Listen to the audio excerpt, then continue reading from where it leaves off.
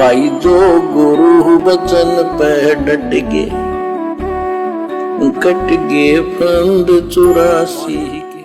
गरीब जूनी संकट मेट है, औंधे मुख नहीं आए, ऐसा सतगुरु से ये जम से लेत छुड़ाए।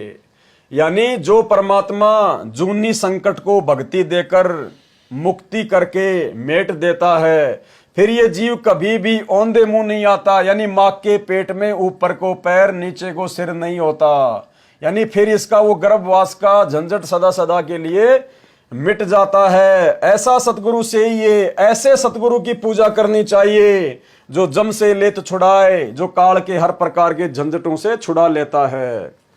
सरलार्थ, जो सतगुरु कबीर जी मुझे मिला। देखो फिर बार बार गरीबदास जी कह रहे हैं, जो सतगुरु कबीर जी मुझे मिला।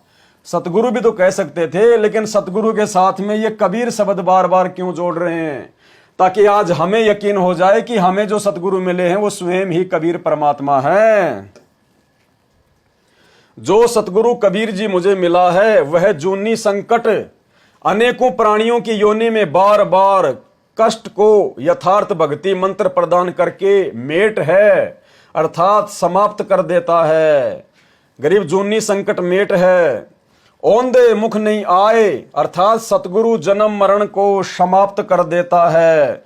फिर जन्म नहीं होता, क्योंकि बालक माता के गर्भ में ऊपर को पैर और औंधे यानी नीचे को मुंह होता है। फिर जन्म के समय भी औंधे नीचे को मुख से ही जन्म लेता है। यह कष्ट सदा के लिए समाप्त कर देता है। फिर औंधे मुख नहीं आएगा, फिर पुनः जन्म नहीं होगा। नकली गुरुओं से काल जाल तथा यम के दूत जीव को पार नहीं होने देते, क्योंकि उनके पास यथार्थ भक्ति मंत्र नहीं होते और वह नकली सतगुरु समर्थ नहीं होता।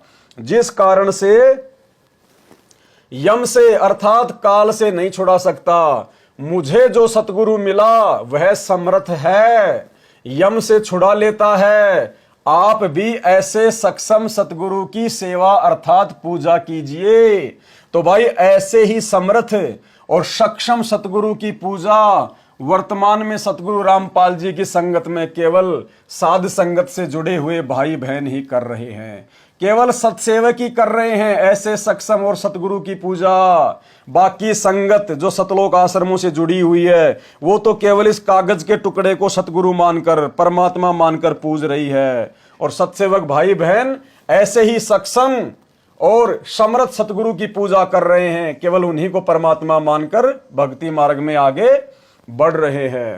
भाई जो गुरु बचन पे डट गए, कट गए फंद 84 के, कट गए फंद 84 के, कट गए फंद 84 के।